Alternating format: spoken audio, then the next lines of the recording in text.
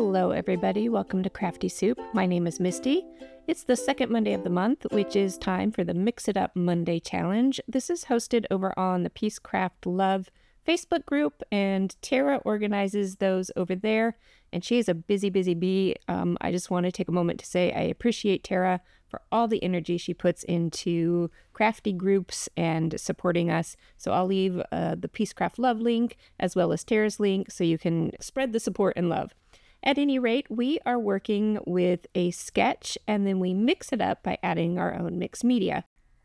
So I did go ahead and print out the sketch for myself because I've been having a hard time lately if it's not right in front of my face.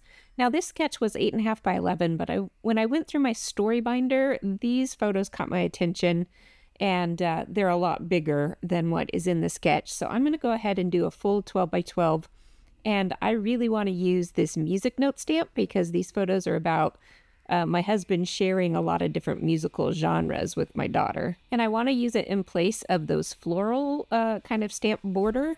And I really wanted to use this technique, which I recently saw on Jennifer McGuire and Gina Kay's channels, doing this soft resist technique, which is a throwback to another technique that I was familiar with. But I really wanted to give this one a try. Only it doesn't go so well. We'll get to that. All right, so I have a few more supplies that I want to add into this stamping technique that I want to try. That's a Hero Art set all about performances, so I'm going to use some of those little silhouetted people. I pulled out my pattern papers, white for my base so that I can do that stamping on there, and I've got black to add into the mix. And actually, I have a story about using black and colors together, because notice that record paper that I have is pretty colorful, and I'm going to pull in a lot more colors along with more black. I took an art class in college once, and it was like a paper making class where we physically made our own paper and projects out of paper pulp. And I turned in my final project, and the feedback I got back was my use of black with bright colors was overwhelming. So my teacher did not appreciate my use of black with bright colors, and it's something that I have enjoyed, and I'm seeing it more and more out there in the world. So I'm going to use black with bright colors again on this layout, and I'm just fine with that. So I'm curious, have you ever had an art experience or an art teacher kind of give you some quote-unquote feedback that you took hard or that felt critical more than feedback? I'd love to hear your stories, so go ahead and drop me a comment on that. All right, as I told you that story, I was getting my matte foundation for my photos set up. I did set this up to be a pocket, so it's not adhered straight down to that black background, and I don't end up using that. The sketch had a pocket with a tag in it, and that just got forgotten along the way. At any rate, I've taken a little bit of a step back here because before I started this project, I did pull colors based on that sheet of pattern paper, and then I pulled out my supplies to do this technique. Now, Jennifer McGuire used a Versamark or a watermark ink to do this technique with, where you stamp that clear ink onto the background and let it completely dry. And it's supposed to softly resist colors you put over it. Now, I've seen this technique done similarly with white pigment ink in the past, and I think it was called like velveteen stamping or something along those lines. And so here I am practicing everything before I work on my full 12 by 12 stamp, and it's not working. So I thought, well, maybe my music note stamp was too fine of a line. So I went ahead and got out the little singer silhouette stamp that I wanted to add into the mix.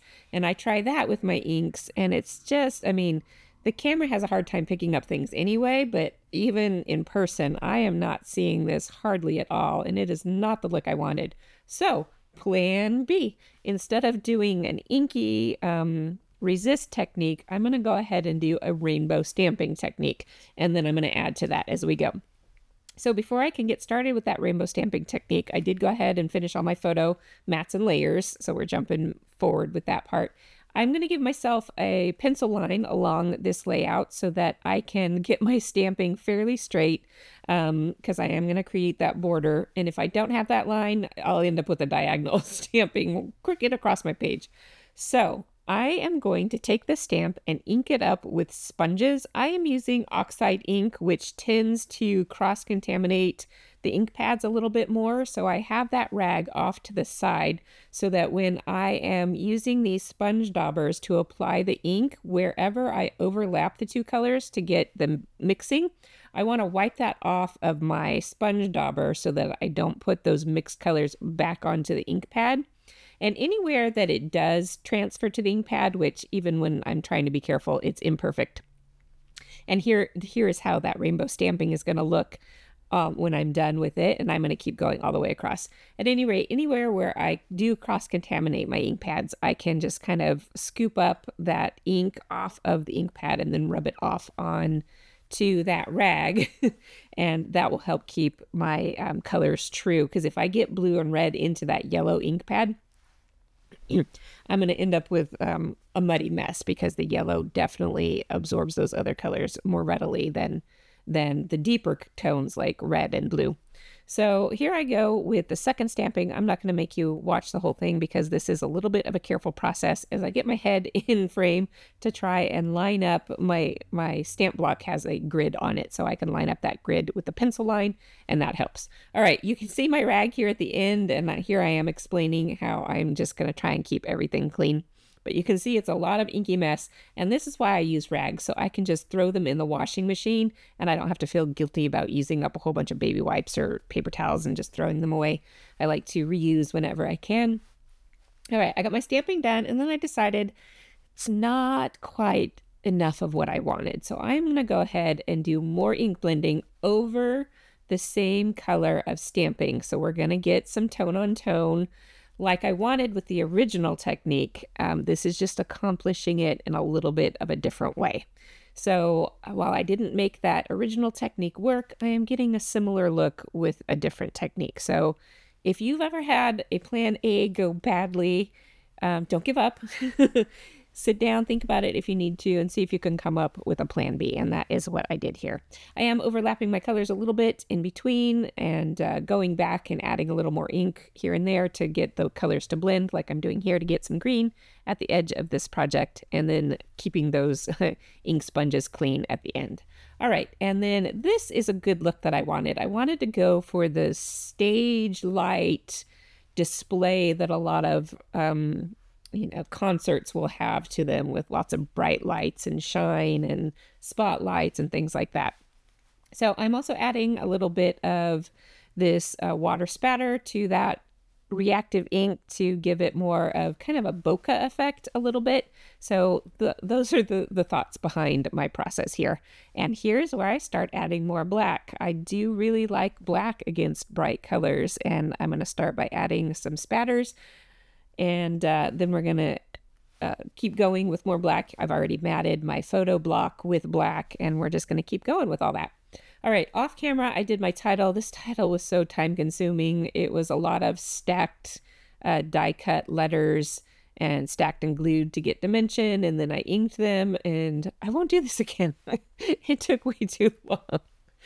At any rate, at the very beginning of this process, I had pulled out a bunch of music embellishments that I thought I would use, and I decided not to. One, because I only had one of those stars that said rock on it, and I wanted them in black, and I wanted stars that said more than just rock, because this is about different music genres. And so I created my own stars on my Cricut that say rock, jazz, swing, and rap. Because when my husband and daughter get together going over music, it really, it really spans the spectrum of all kinds of music. Off camera, I also used that Hero Art set to die cut these musical performers from that stamp set, and I will link you up to that stamp set if you're interested in it. I thought I would just use it for my daughter's theater performances, but I'm finding more uses for it than I ever thought I would. So that's nice to get more use out of our stamp sets. If you have performers, they also have there's a speech stamp set in that one. It's not just artful performers. It's different kinds of performances.